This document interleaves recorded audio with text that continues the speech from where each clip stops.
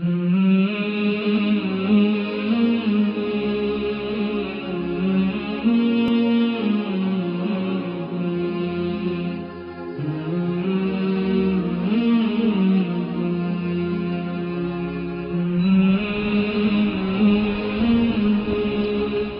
علیکم ورحمۃ اللہ وبرکاتہ، نحمدہ ونصلی علی رسولہ الکریم، اما بعد فاعوذ باللہ من الشیطان الرجیم، بسم اللہ الرحمن الرحیم، رب اشرح لی صدری ویسر لی امری واحلل عقدۃ من لسانی یفقہوا قولی۔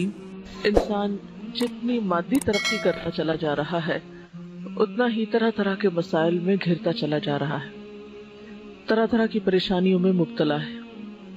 آج کے دور میں انسان کو پیش آنے والی پریشانیاں یا بیماریوں میں سے ایک اہم ترین بیماری، جسے آپ ایک روحانی بیماری کہہ سکتے ہیں، وہ ہے ڈپریشن۔ آج ہر دوسرا شخص ڈپریشن کی بات کرتا سنائی دیتا ہے۔ سوال یہ پیدا ہوتا ہے کہ ڈپریشن کیوں پیدا ہوتا ہے؟ ڈپریشن کیا چیز ہے؟ اس کی علامات کیا ہیں اور اس کا علاج کیا ہے؟ ڈپریشن، جسے آپ اردو میں مایوسی، غمزدگی، افسردگی اور پست حوصلہ ہونا کہہ سکتے ہیں، دنیا سے دل اچاٹ ہونا، دنیا کی ایکٹیویٹیز میں پوری طرح پارٹیسپیٹ نہ کر سکنا، یہ ایسی کیفیات ہیں جن کا تجربہ آج کا ہر انسان کم یا زیادہ کرتا ہے۔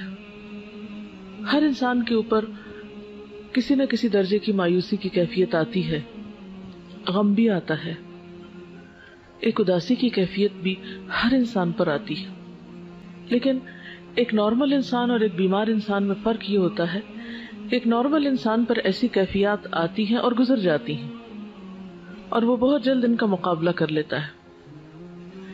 لیکن جب انسان ایسی کیفیات کا مقابلہ نہ کر پائے اور ایسی کیفیات انسان پر حاوی ہونے لگے تو پھر انسان کو سمجھ لینا چاہیے کہ وہ ڈپریشن کے مرض میں مبتلا ہے۔ یہ مرض دنیا کے تمام ممالک میں پایا جاتا ہے، لیکن خاص طور پر ان ممالک میں زیادہ ہے جہاں لوگوں کو اللہ تعالیٰ کی پہچان نہیں، یا اللہ تعالیٰ سے ان کا تعلق نہیں، یا روحانیت سے دور ہے۔ لیکن ہم مسلمان، ہم تو اللہ پر ایمان بھی رکھتے ہیں، آخرت کو بھی مانتے ہیں، قرآن بھی پڑھتے ہیں، لیکن اس کے باوجود ایسی کیفیات کیوں ہوتی ہیں اور ان کے اسباب کیا ہیں؟ تو سب سے پہلے تو ہمیں ڈپریشن کا سبب معلوم ہونا چاہیے۔ یاد رکھیے کہ ڈپریشن اچانک نہیں پیدا ہوتا، اس کے اسباب بہت گہرے ہوتے ہیں۔ کچھ تو موروثی ہوتے ہیں، یعنی والدین کی طرف سے جیسے اور بیماریاں انسان کو ملتی ہیں، اسی طرح ڈپریشن کا مرض بھی بسا اوقات وراثت میں انسان کو منتقل ہو جاتا ہے۔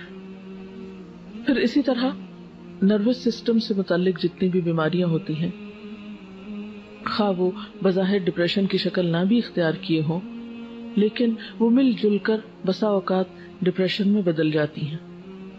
یعنی انسان کے اعصاب کا کمزور ہونا، یا اعصاب کو کسی بھی طرح کی تکلیف یا پریشر یا بوجھ پڑنا۔ پھر اس کے ساتھ ساتھ انسان کا ماحول بھی اسے ڈپریشن میں مبتلا کرتا ہے۔ یعنی موروثی سبب، موروثی سے مراد یہ کہ جو وراثت میں ہمیں ملا ہے، اس کے ساتھ ساتھ ماحول اس میں ایک اہم کردار ادا کرتا ہے۔ بعض اوقات ایک سبب ہوتا ہے، بعض اوقات کئی اسباب ہوتے ہیں۔ پھر اسی طرح ماحول میں کیا چیز ہے، مثلا انسان کا گھر، اس کا خاندان، جہاں پر وہ کام کرتا ہے، یعنی اس کی ورک پلیس، پھر آن دا ہول ساری سوسائٹی اور معاشرہ، ان کے جو اثرات انسان پر پڑتے ہیں وہ اس کے اندر ڈپریشن پیدا کرتے ہیں۔ لیکن تجربے سے یہ بات پتہ چلی ہے کہ ڈپریشن کے خارجی یا معاشرے کے یا سوسائٹی کے اثرات سے زیادہ گھر کے اثرات یا اندرونی اثرات جو ہیں وہ انسان پر زیادہ مرتب ہوتے ہیں، یا انسان کو زیادہ پریشان کرتے ہیں بنسبت بیرونی اسباب کے۔ اور ڈپریشن کا اہم ترین سبب یا اہم ترین وجہ انسان کا وہ گھر ہے جس میں وہ رہتا ہے، اور ایسا گھر جس کے رہنے والوں کے درمیان باہم محبت اور مودت اور ایک دوسرے کے ساتھ موافقت نہ پائی جاتی ہو، جس گھرانے کے اندر، جس خاندان کے اندر رہنے والے افراد کے درمیان باہم بدگمانی پائی جاتی ہو، باہم ایک دوسرے کے ساتھ ڈفرینس آف اوپینین ہر معاملے میں پایا جاتا ہو، اور خصوصاً وہ بچے ڈپریشن کا شکار ہوتے ہیں بڑے ہو کر جن کے والدین نے ان کو بھرپور توجہ نہ دی ہو، یا جو والدین کی محبت اور شفقت سے کسی بھی وجہ سے محروم ہوئے ہوں، یا جن پر والدین نے بے جا سختی کی ہو ناجائز طور پر۔ پھر اسی طرح ڈپریشن کے ان اسباب کے ساتھ ساتھ انسان کی بالکل اپنی ذات کے اندر بھی کچھ کشمکش ہوتی ہے جو ڈپریشن کا سبب بنتی ہے۔ اندر کی کشمکش کیا ہوتی ہے کہ انسان کے اندر کچھ خواہشات ہوتی ہیں، اور وہ خواہشات بالکل فطری خواہشات ہوتی ہیں۔ تو بعض اوقات جب انسان کی وہ خواہشات پوری نہیں ہوتی، یا وہ خواہشات حد سے بڑی ہوئی ہوتی، یا وہ خواہشات جائز کی حدود کو کراس کرنا چاہتی ہیں، اور معاشرہ یا دین یا مذہب یا حالات یا ماحول ہمارا اس کے راستے میں رکاوٹ بنتا ہے، تو یہ جو اندر کی کشمکش ہے یہ بھی انسان کو ڈپریشن میں مبتلا کر دیتی ہے۔ یعنی ذاتی خلفشار، اندر کی کشمکش، اندر کی جنگ۔ مثلا دل ایک چیز کو چاہتا ہے لیکن دوسری طرف انسان دیکھتا ہے کہ اس کے حالات اس کو اجازت نہیں دیتے، مثلا اس کی جیب اجازت نہیں دیتی، اس کا خاندان اجازت نہیں دیتا، اس کا دین اجازت نہیں دیتا۔ تو یہ جو کشمکش ہے انسان کے اندرونی جذبات کی اور بیرونی دباؤ کی، یا اندر ہی ایک قوت ہے جو ایک چیز طلب کر رہی ہے اور دوسری اس کو روک رہی ہے، تو وہ اندر کی جنگ جو ہے یہ بھی انسان کو بیماری میں مبتلا کر دیتی ہے۔ ان اسباب کے ساتھ ساتھ علامات کا جاننا بہت ضروری ہے، کیونکہ کسی بھی بیماری کی جب علامتیں ہم کو پتہ چلتی ہیں تو پھر انسان اس کا صحیح طور پر علاج کر سکتا ہے۔ ان علامات میں پہلی علامت ہے تنگ دلی کا احساس، دل کی گھٹن، اندر کی گھبراہٹ، پھر اطمینان کا نہ ہونا، سکون کا نہ ہونا، بلا وجہ بے چینی کا احساس بغیر کسی ظاہری سبب کے۔ بعض اوقات تو انسان بے چین ہوتا ہے، غمگین ہوتا ہے، اداس ہوتا ہے، اس کی کوئی وجہ ہوتی ہے۔ مثلا آپ کو پتہ چلتا ہے خدا نخواستہ کوئی عزیز دوست رشتہ دار فوت ہو گیا، کوئی نقصان ہو گیا، کوئی مال کا نقصان ہو گیا، کوئی اور کسی چیز کا نقصان ہو گیا، تو ایسے نقصان انسان کو غم میں یا دکھ یا تکلیف میں مبتلا کرتے ہیں۔ ایک بہت واضح اور آبویس سی ریزن ہوتی ہے، انسان کو پتہ چلتی ہے، لیکن بعض اوقات جب وجہ نہیں پتہ چلتی اور اندر ایک بے چینی ہے تو یہ پھر ڈپریشن ہے، یہ ڈپریشن کی علامت ہے۔ پھر اسی طرح سوچ میں تلخی، نیگیٹو تھنکنگ، ہر چیز کو الٹا دیکھنا، ہر چیز کو الٹا سوچنا، کسی کے سیدھے کام کو بھی غلط سمجھنا، ہر ایک پر شک کرنا، بدگمانی کرنا، یہ بھی اس کی علامات میں سے ہے۔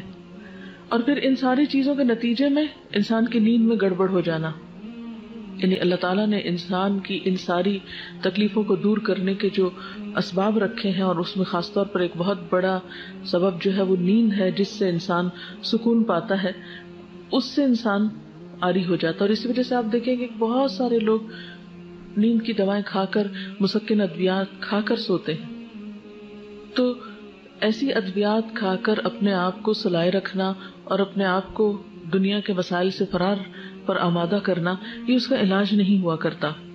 اسی طرح بعض اوقات یہ ہے کہ اندرونی علامات کے علاوہ جسم پر بیرونی طور پر بھی یا جسمانی طور پر بھی کچھ علامات سامنے آتی ہیں۔ مثلا بہت زیادہ پسینہ ایک دم آنے لگنا، دل کا زور زور سے دھڑکنا، جسمانی کمزوری ہو جانا، انتہائی تھکاوٹ محسوس کرنا، یعنی تھوڑا سا کام کرنے پر بہت زیادہ تھک جانا، کام کرنے کی صلاحیت کا ختم ہو جانا، وسوسوں کا شکار ہو جانا۔ اسی طرح بعض اوقات مختلف فوبیاز جو ہو جاتے ہیں کہ لفٹ میں نہیں چڑھ سکتے، بند کمرے میں نہیں جا سکتے، اندھیرے میں نہیں جا سکتے، تو یہ چند ایک ظاہری اسباب بھی انسان کو پریشان کرتے ہیں، جو کہ عام نارمل حالات میں انسان کے لیے پریشانی کا سبب نہیں ہوتے۔ مثلا ایک نارمل انسان گھر میں اکیلا ہے، اندھیرے کمرے میں جا رہا ہے، لائٹ چلی جاتی ہے، وہ اسے بہت نارمل لیتا ہے، کہیں اوپر جانا نیچے اترنا ہے. لیکن جب ڈپریشن ہوتا ہے تو ایسی چھوٹی چھوٹی چیزیں انسان کو بہت بادر کرتی ہیں، انسان کو کمزور کر دیتی، انسان ان چیزوں کے سامنے ہارنے لگتا ہے. پھر اسی طرح بعض اوقات تو یہ چھوٹی چھوٹی بیماریاں جو ہیں بڑی بیماریوں میں تبدیل ہو جاتی ہیں. مثلا بعض لوگوں کو السر ہو جاتا ہے، ہائپر ٹینسو ہو جاتے ہیں لوگ. اسی طرح استھما کی بیماری ہو جاتی ہے. بعض لوگوں کی اسکن پر ہی ڈیزیز آ جاتی ہے، جیسے ایگزیما وغیرہ ہو جاتا ہے. اب لوگ اسکن کے اوپر دوائی باہر سے لگا رہے ہیں، ایستھما کے لیے بیرونی طور پر دوائیاں کھا کے کنٹرول کر رہے ہیں، اور ایستھما ہے کہ کنٹرول ہو ہی نہیں رہا. بی پی کی دوائی کھا رہے ہیں، وہ کنٹرول ہو ہی نہیں رہا، ڈوز بڑھاتے جا رہے ہیں. اب وہ بظاہر علاج ہو رہا ہے لیکن اصل کاز کو پکڑا ہی نہیں گیا، روٹ کو تو چھیڑا ہی نہیں گیا. ایسا ان کا نقصان کیا ہوتا ہے؟ ان دوائیوں کے پھر اپنے سائیڈ ایفیکٹس ہوتے ہیں. پھر ایک بیماری سے دوسری، دوسری سے تیسری، تیسری سے چوتھی، وہ بیماریوں کا ایک چین چل پڑتا ہے. اور بسا اوقات انسان ان بیماریوں کی اوٹ میں یا ان بیماریوں کے دامن میں پناہ لے کر اپنے لیے ایک جواز پیدا کر لیتا ہے، لیکن روٹ کاز اس کا کچھ اور ہوتا ہے. اس لیے کبھی بھی بظاہر ان نظر آنے والی بیماریوں کو ظاہری بیماریاں سمجھ کر علاج نہیں کرنا چاہیے، اس کے اصل سبب کی طرف بھی توجہ کرنی چاہیے. اور اس کے لیے سب سے پہلے یہ کہ درست ڈائگنوسس ہونے چاہیے، تشخیص صحیح ہونی چاہیے. عام طور پر علاج کیا کیا جاتا ہے؟ مریض کو سلا دیا جاتا ہے یا ٹرینکولائزرز دیے جاتے ہیں، لیکن یہ کافی نہیں ہے. یعنی روح کی بیماری کا علاج صرف گولیاں کھانے میں تو نہیں ہے. اس کا نقصان بعض اوقات کیا ہوتا ہے کہ انسان ایسی دوائیاں کھاتا ہے جس سے اس کا معدہ اور خراب ہوتا ہے. جب معدہ خراب ہوتا ہے اس کا نظام ہضم بگڑتا ہے، اس کی نیند کا سسٹم خراب ہوتا ہے، اس کے اندر صحیح خون پیدا نہیں ہوتا، سارے خون کے اندر دوائیاں دوڑ رہی ہوتی ہیں، تو اس سے بیماری جو ہے وہ بڑھتی چلی جاتی. یعنی انسان ظلم پر ظلم اپنے ساتھ کرتا چلا جاتا ہے لیکن چین کہیں بھی نہیں پاتا. ایسی صورت میں انسان کو حقیقی علاج کی طرف رجوع کرنا چاہیے. سبحانک اللہم و بحمدک اشہد ان لا الہ الا انت استغفرک و اتوب الیک. السلام علیکم و رحمۃ اللہ وبرکاتہ.